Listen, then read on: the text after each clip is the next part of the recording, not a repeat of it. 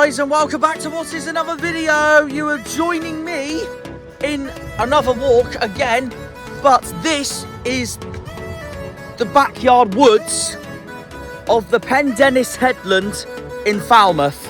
And I've come to Falmouth, and in the second part of this video, Truro, especially for some big news that I've got to announce when I get into Truro. And it's great news as well.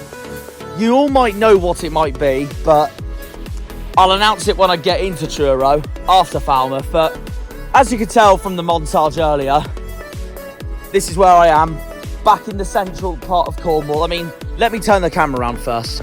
Look at this. Look at this. That is pure elegance right there. Literally, the rocky cliffs, the granite rocks, the beach, the pebbles, the seaweed, but the best bit of them all, look at that turquoise water.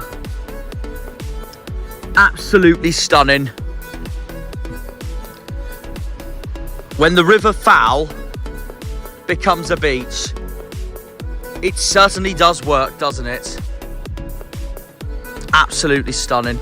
And while we're at this stunning part of Cornwall, of course, as well, the main part of this video, as you can see in the headline of it. So, earlier this week, the EFL have just released their awards. Their awards for the Championship, League One and League Two teams of the season, managers of the season, etc, etc. Obviously, as we're in the Championship, we're going to cover the Championship, but yes, obviously, we just, again, look at that, stunning. But honestly, I have seen the EFL's team of the season for the Championship, and I'm going to put it up on the screen now, and I'm going to say this now, I, once again, do not agree with it. I don't agree with it. There's a few in there that I think is incorrect, and I think there's been other standout performers that I feel like they're missing. So I am going to react to it by doing my own version in this video right here. This video today, guys, being the Cornish Janners' personal EFL Championship Team of the Season for 2023-2024, with my manager of the season as well, because I'm going to react to this team and I'm going to give you my own thoughts personally on it as well. Before we get started, by the way, we've got to go with the formation at first. Now, the EFL have done what most people predict, a 4-3-3. I am going different, which might sound unpopular with some viewers here, but I am going a 5-3-2. Or a 3-5-2, as I should say, sorry. Which might sound a bit unpopular, but the reason I'm going with it is because, I can't lie, I have been, one, more impressed with attackers this season than the defence, even though I've obviously got to pick a defence during this. And two, the second part being, the Championship has been so tight and so good this season, with so many quality sets of players. I've ended up choosing 11 players in my team of the season from 11 different football clubs. That's how much I have rated most of the players this season. And I'm going to tell you the positions. I've got one in goal, obviously. I've got three at the back. One left back, one centre back, one right back. I've then got two in midfield, one defensive midfielder and one central midfielder. Three ahead of them, an attacking midfielder, left winger and right winger. And then two up front. A second striker and a centre forward. So this is going to be really interesting on what I come up with for this, because I'm so excited to do this. And I obviously want to reply back to the EFL on what I disagree with, basically. And obviously I'm going to tell you my manager of the season afterwards as well. Manager of the season, by the way, is with the same club to a club I have in the team of the season, by the way. So, yeah. Let's get straight on to this. We're going to do part 1 in Falmouth, where I am now, just outside Pendennis Castle, the backgrounds of it. We're going to go more on this walk in a bit. The second part we're going to do in Truro, because I've got an announcement to make in Truro, as it is anyways. Some great news for Cornish football.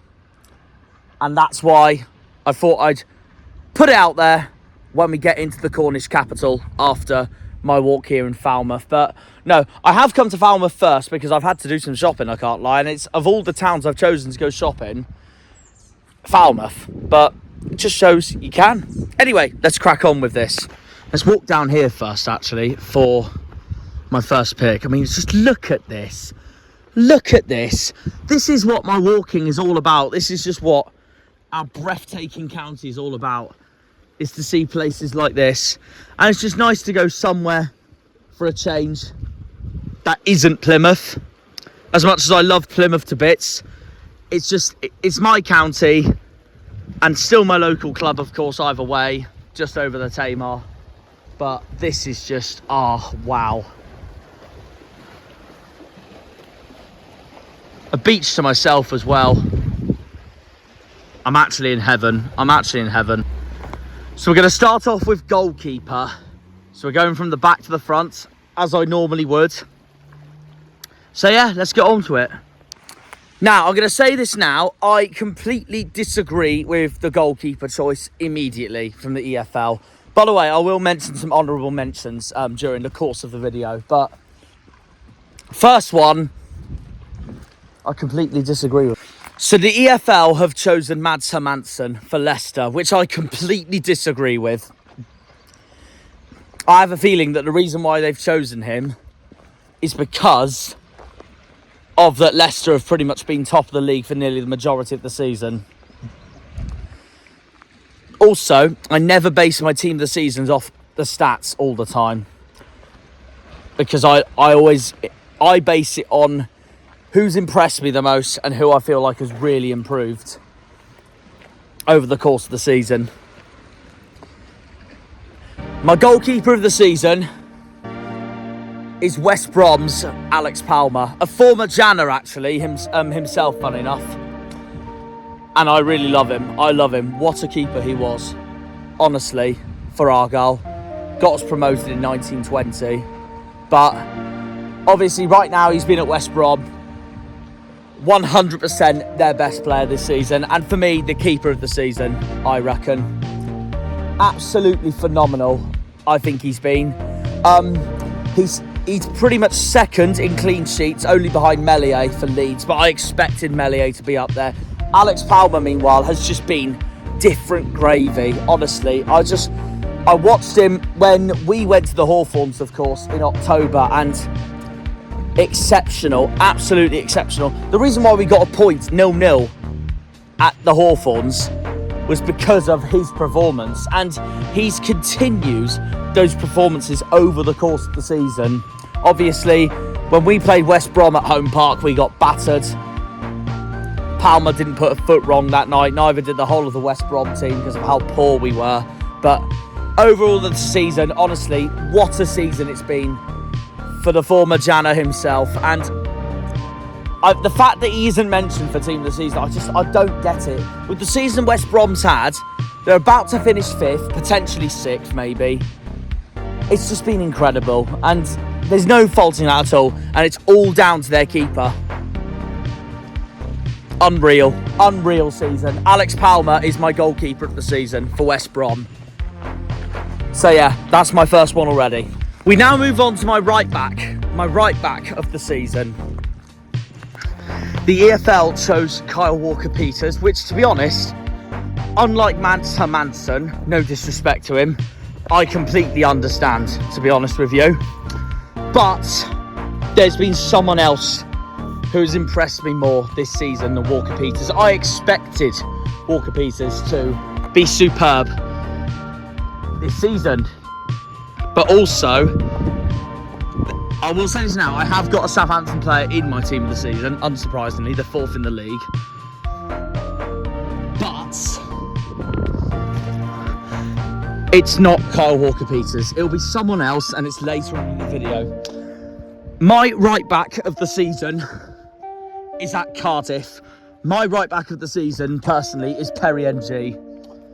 I feel like he has been so strong into what has maintained a brilliant first season for Erol Bulot and a fantastic season for Cardiff as a whole after nearly being relegated last season, of course. And not many people expected Cardiff to do very well this season. Look where they are now. They're safe for the Championship for another season. They've got nothing to play for. And honestly, fair play to them on it. By the way, look at this view before I go on to the next bit. But yeah, there's the River Fowl, St Maur's, St Anthony Head. You got the lizard down there. But anyways, yeah, no, honestly, Perry NG, unreal season. Carried Cardiff.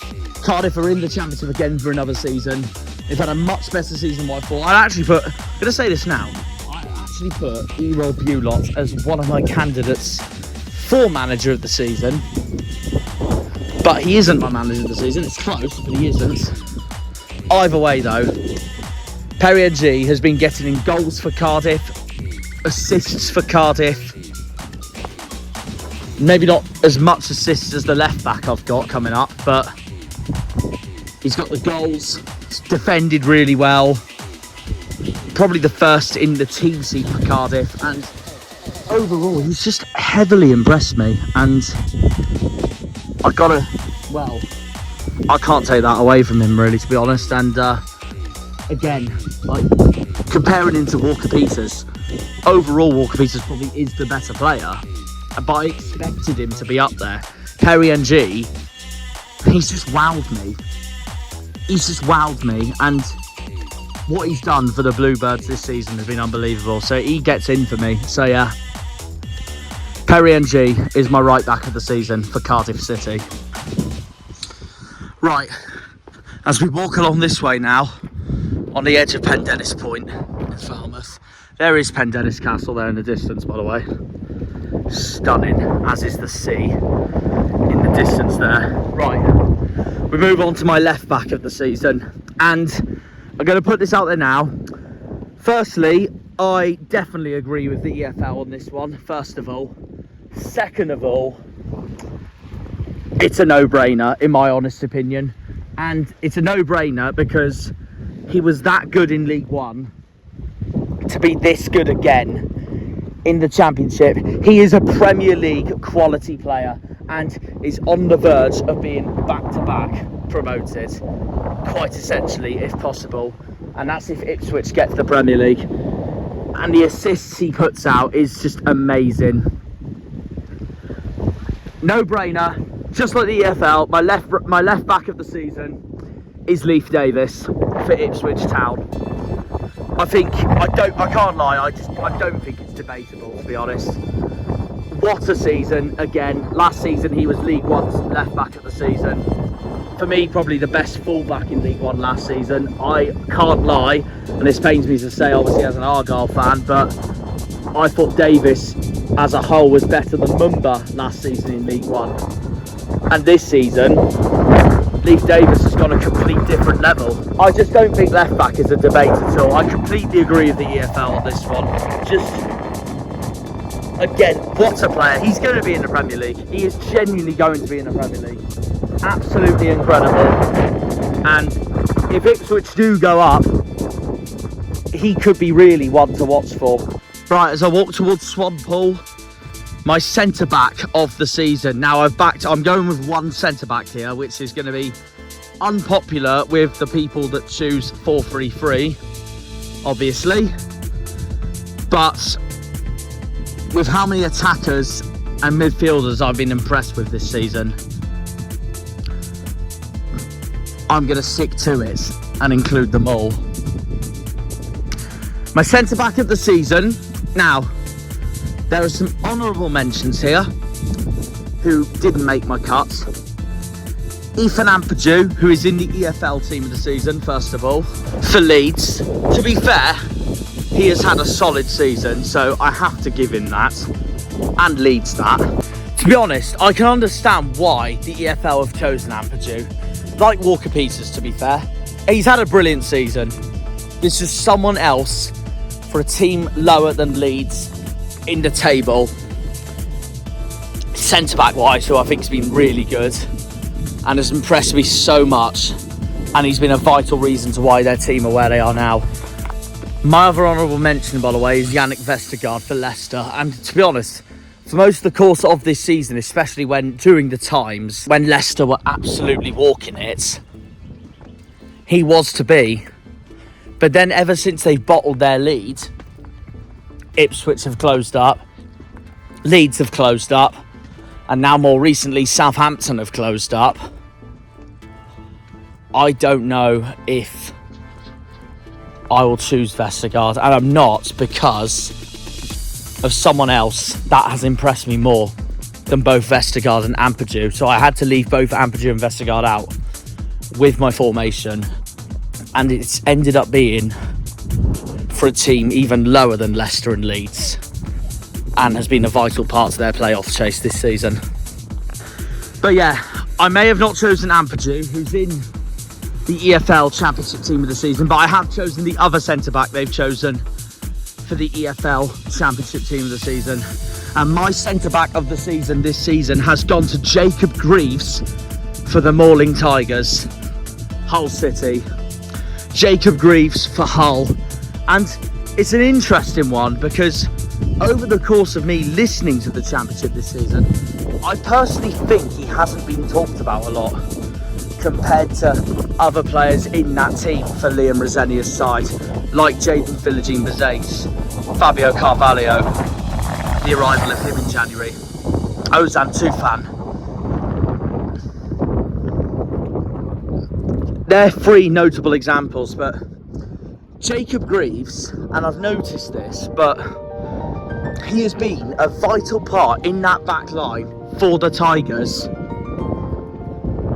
to keep hold of their momentum of their playoff push. He's also, for me, another main reason why Hull's away form has been so good this season. So I can see why the EFL chose him, and that's why I've also chosen him. Which, I will be honest, this is pretty harsh on both Vestergaard and Ampadu, but with the formation I've got, and the fact that I will say this now, I obviously at least have got one other Leicester and Leeds player in this team this season. I just feel like someone else needs to be chosen, and Jacob Greaves is so underrated in my eyes, so I'm going to pick him. Now look at the views of Pendennis Castle and the Lizard and Swampole, but no, either way. Yeah, honestly, he's been a rock at that centre-back, at that back line for the Tigers, and other EFL fans and football fans have been rating him a lot, as it is as well. Also, when we went to Hull in September, and we've got them on the last game of the season, by the way, as well, so this won't be easy either, but it will be really tough to get past him. And it was tough to get past him when we went to the MKM back in September when we got that 1-1 draw. But he deserves to be in. He's been a rock at the back for Hull. A lot of other Championship clubs have rated him, and he gets my pick over Vestergaard and Ampadu. So I'm backing Jacob Greaves is my centre-back of the season for Hull and for the Championship.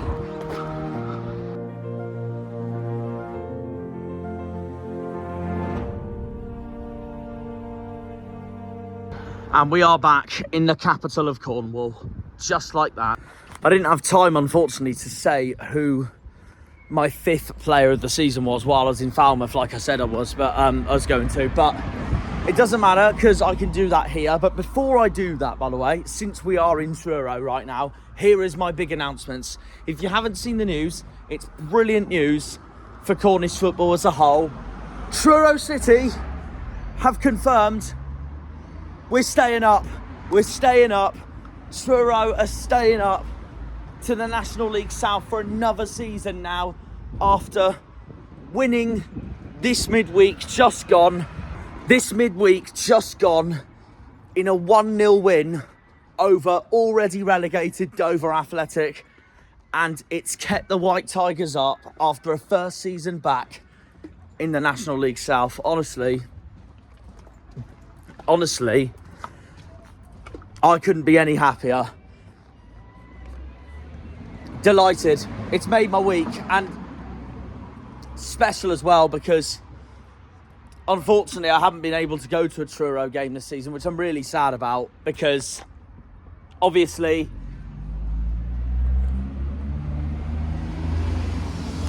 I was going to at one of the Belifo Park games, of course, but then Belifo Park, which is the home ground of Plymouth Parkway, obviously that kept getting well in all sorts of trouble, really. Waterlogged. Then Truro and Parkway had a disagreement with themselves, so Truro briefly moved temporarily to share grounds with Taunton at Wordsworth Drive. That didn't work because Taunton's ground has not stopped being waterlogged either, so Truro have had to borrow Gloucester City instead, their football ground all the way in Gloucestershire, which is a nightmare for all the hardcore supporters that follow Truro week in, week out, to get to Gloucester every week for a home game as well. And Gloucester, of course, Gloucester is about, it's about 3 hours from Truro, and that's a nightmare obviously for the supporters. So I'm so glad the club and the team, and obviously super mighty Paul Watson himself, who's manager of Truro, my favourite Argyle player of all time, he's kept the White Tigers up, and even better, it kept the White Tigers up ready, because Truro's getting built a brand new stadium outside 3 Milestone next season. And I'll tell you what, I am really looking forward to going to experience the stadium, to see what it's like. It should be brilliant. I'm so excited for it. That's the main news I had for this video that I wanted to announce while I got here. And yeah, deserved staying up with all the games in hand as well. Truro are staying in the National League South for another season, and hopefully, fingers crossed, we can do better next season. I'm so gassed, honestly. Brilliant week for Cornish football. Come on, get in. Anyways, back to my team of the season.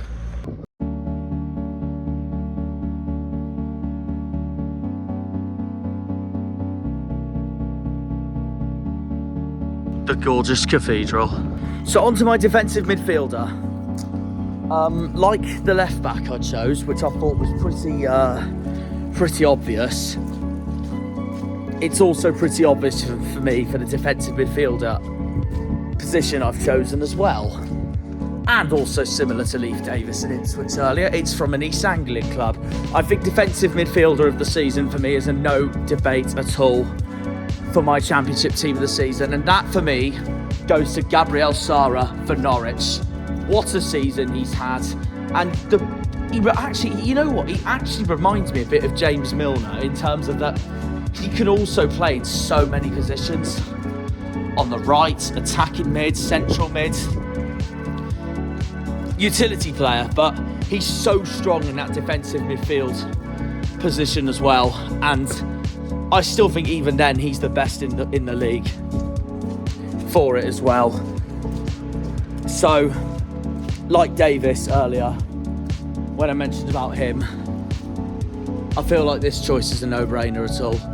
So, an easy one for me, guys, and I completely agree with the team of the season, the official team of the season for that as well. So, my defensive midfielder of the season goes to Gabriel Sara for Norwich.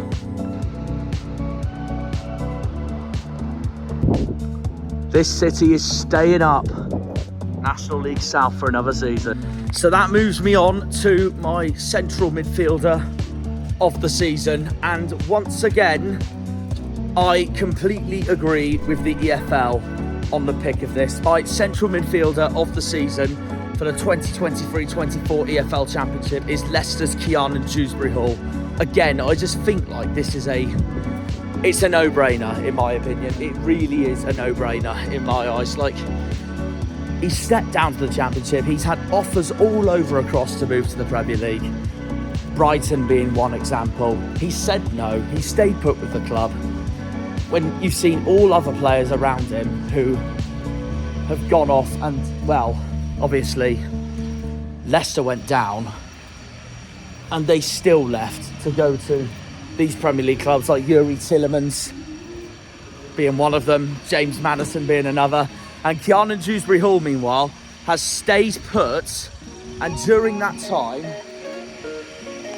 oh sorry about that, drilling noises for you. Anyway, yeah, Maddison left, Tillemans left, a lot of these Leicester players left for the Premier League, yet they still have all this quality in this team, and this is why it will be the biggest bottle jobs ever if they don't go up. But regardless, that aside, what Kiernan Dewsbury-Hall has done for the Foxes this season, he has stepped up, completely stepped up,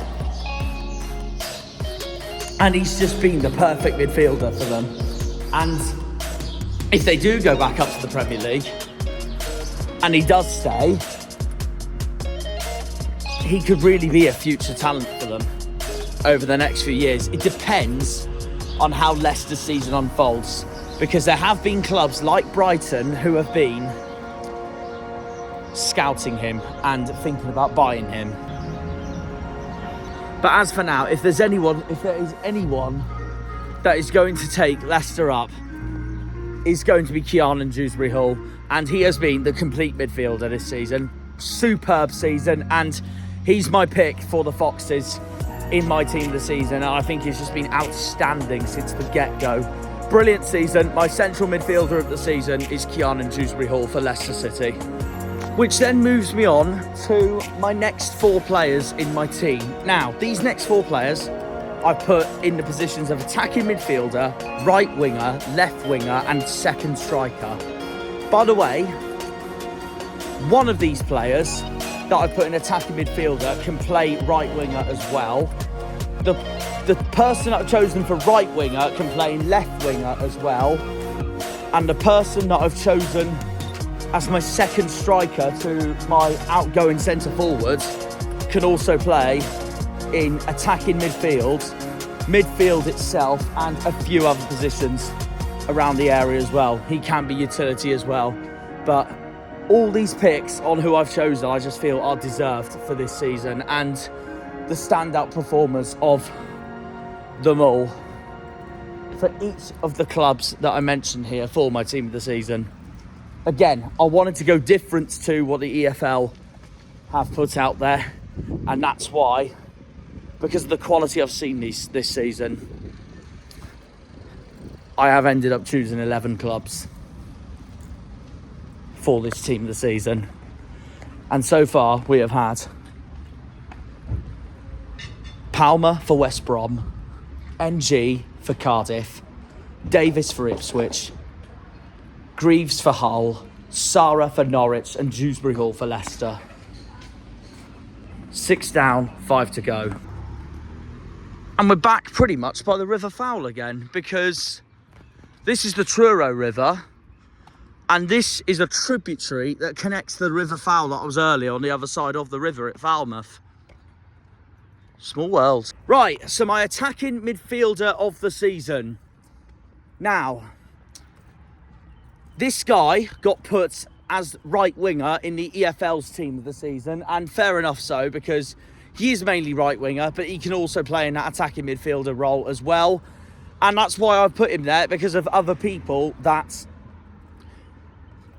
I've also selected in this team of the season. This might come across as really biased, but yes, I said to myself, I've got to include him in team of the season, because with the goals that he's put and the way he's carried the club he plays for as well, I just knew if I didn't include him, this team would not be right. And I know it's biased because he does play for us. He plays for Plymouth Argyle, but he's been one of the standout performers of the season, and you've got to include him. I've got to include him with all my head and heart as well. My attacking midfielder of the season is Morgan Whittaker. I think it's just no-brainer, really. Obviously, I see why the EFL have put him as right wing, because to make way for others that they've chosen. But it's the same with me, with others that I've chosen in mine. But hence why I've put Whittaker in this position. But yeah, no-brainer that Whittaker needs to be in this. I learned the stat that if we didn't have Whittaker back this season, we would be in the bottom 3 for definite. I don't know if we would have been relegated by now. We probably would have. The question would have been, would have we been ahead of Rotherham in the table? So it would have been doom and gloom after all. Maybe up there with, our time during with Foster. But Whittaker, great to have him back. And he's proved to be the championship level he is by bringing in all these goals for us. And he's just amazing. Terrifies defenders. Just incredible. And as much as he's a snake, Shuey this is, by the way, obviously. Shuey, I have to give credit for here for bringing back most of the band from last season, and hence why we're proved Championship League One winners into this league. And I'll say this now, Morgan Whittaker is Premier League quality. I won't be surprised if he moves this summer, but if we keep him for another season, he's going to be absolutely incredible for us. But depends what happens, but we'll see. I won't be too annoyed if he does leave at the end of this season, because he does deserve football that's level higher than where we are, obviously the Championship. But what a season. Great to have him back, and honestly, it's almost as if like he never left. So I've got no other explanations there, really. Yeah. My attacking midfielder of the season is Morgan Whittaker for my own beloved Plymouth Argyle. I'm so proud to include him in. Which moves me on to my right winger of the season, and also a very interesting pick I've chosen here, because he played on the left wing for most of this season. He can play right wing as well, but also he was in the left wing side of the EFL's official championship season for this season. But I've got to include him no matter what. I obviously risked not using Yannick Vestergaard earlier to have Keanu Dewsbury Hall. Likewise with Ethan Ampadu for Leeds. And now we're going to go on to the Leeds player that does make my team of the season, because I just felt that, yes, I could have included Ampadu, but to be honest with you, it wouldn't have felt right if my team of the season hadn't included the man who has just been given player of the season as well, and he's tearing this league apart after being relegated from the Premier League. Crescencio Somerville. Crescencio Somerville is my right winger of the season. No complaints, really. Fully deserved. And again, if Leeds don't go up, I will be very surprised if he stays at the club, to be honest. He's definitely Premier League quality. He's shown it over the years, obviously, while he tried to help Leeds stay up. They didn't stay up at the end, but it's no more than he deserves, and he's proved his quality once more. And fair play to him for getting the award that he's just got for being the player of the season. So yeah, the team of the season wouldn't have looked right if I didn't include him. So yeah, my right winger of the season is Crescencio Somerville for Leeds United. Now, my left winger of the season was not included in the official EFL team of the season, but he's in my team of the season, and I can't lie, it's a little bit of a controversial one because he has been injured for a little bit of this season, but it hasn't been for long, and I feel personally that if he wasn't injured during parts of this season and he was fully fit for the whole season, I really think this guy could have been up there with Whittaker, with Somerville, as one of the league's top scorers and genuinely one of the most feared players in the league. I mean, he is one of the most feared players in the league on his day anyway, so I feel I had to include him, and I've been so impressed with him. Despite the injury he has had for a little bit of this season, I had to include him because I've been so impressed with him this season, and I personally think Sunderland wouldn't be anywhere near where they are now had they not had him still, and potentially in a relegation battle had they not had him. Jack Clarke deserves to get in my opinion, and yes, I personally think that had he not been injured for parts of the season, I think he'd be up there with Whittaker, with Somerville, with the goals scored, and the way he tears defenders apart is just incredible and immense, honestly. He's another Premier League quality player in my honest opinion. He tore us apart at the Stadium of Light back in February, and there's so much potential in that boy. And I've been so impressed with him. I just felt like I would have felt harsh had I not including him in, and also looking at other clubs' talents elsewhere, of course, as well. And I have a feeling Sunderland fans are going to be very thankful to me for including him in this, because I just think he fully deserves it. And I don't know where Sunderland would be without him right now. I really think they would be in the relegation battle with us. So even if we are in the relegation battle, of course, now with Whittaker, but you know what I mean. Sunderland finished playoffs last season. I think it would have been a lot harder for them had they not had Jack Clarke. Deserves to be in my honest opinion. What a player. My left wing of the season is Jack Clarke for Sunderland. And there, by the way, is Skinner's Brewery, one of Truro's most well-known companies. And as I leave the brewery to head back towards the city centre, well, there's 2 positions to go. There's 2 places I've put up front, and I may as well say on who they are, basically, and I'm going to explain them both at the same time, really. It's a cycle sign here. It reminds me of the one in on Plymouth Hoe. I love it. It's good to be back in the city I was born in. It's like, this is my little city. I'm going back to my big city tonight. So we start off with my second striker, who, again, like Jack Clarke, they would be so much worse and lower in the table, potentially relegated if they didn't have him, to be honest with you. And this guy can play in not just second striker, but attacking midfielder, wingers, midfielder in general, the lot.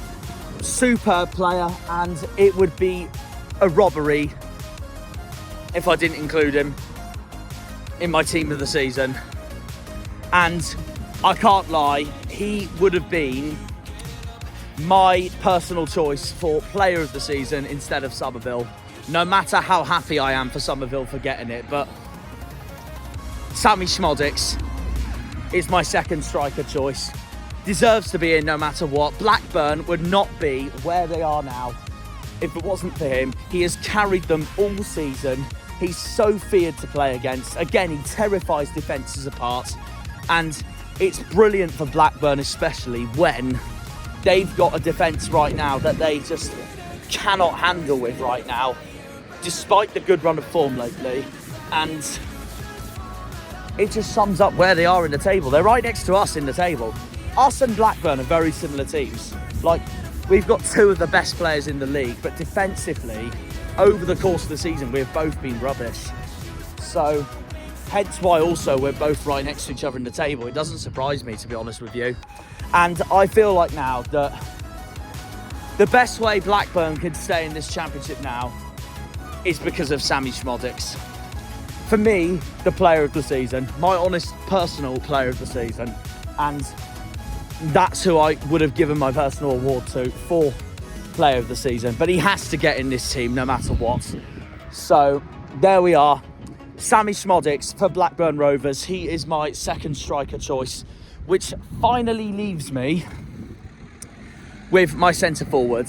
My striker to partner Sammy Schmodix up front completely. And again, I would have felt so harsh had I not included him. And similar with Alex Palmer earlier for West Brom, I don't know why the EFL chose Mads Hermansson, and I'm going to say the same opinions now. I don't know why the EFL have chosen Jorginho Rutter for mainstream striker, because there is no way in a million years that Rutter is the striker of the season. I mean, he gets an honourable mention, of course. He's been good, he's been great, but not for me compared to who my personal choice is. My striker of the season is Adam Armstrong for Southampton. I just feel like that this would be a harsh team had I not included him. I thought it was really harsh itself that the EFL didn't include him in the team of the season. I thought it was a robbery, I can't lie. What a season Adam Armstrong has had. I personally think it's an absolute disgrace that they haven't included him. What a season. He's, for me, the best striker, full-on best striker in the league, without a doubt. And obviously, he's second behind Schmodix for top scorer as well. I know stats don't always mean everything, but oh, come on. You've got to appreciate the season Adam Armstrong's had. He's got to be in the team. If Kyle Walker-Peters doesn't make my team of the season, then Adam Armstrong does. At least one Southampton player obviously deserves to be in this. And if Walker-Peters doesn't get in, then Armstrong has to. But in my honest opinion, Armstrong gets in no matter what. I've been more impressed with Armstrong this season for Southampton than Walker-Peters, even though Walker-Peters has obviously been fantastic. But I expected it. Adam Armstrong, I did not expect, I can't lie, the amount of goals he would end up banging in this season. And that's exactly what he's just done. Best striker in the league, in my opinion. Best full-on centre-forward in the league, in my opinion. I feel like it would have been a disgrace had I not included him. And I think it's a joke that the EFL didn't include him at either, and they've chosen Jorginho Rutter instead. No, honestly, he has to get in my team. Adam Armstrong is my centre-forward of the season, and he partners Schmodix up front in my team of the season. So there we go.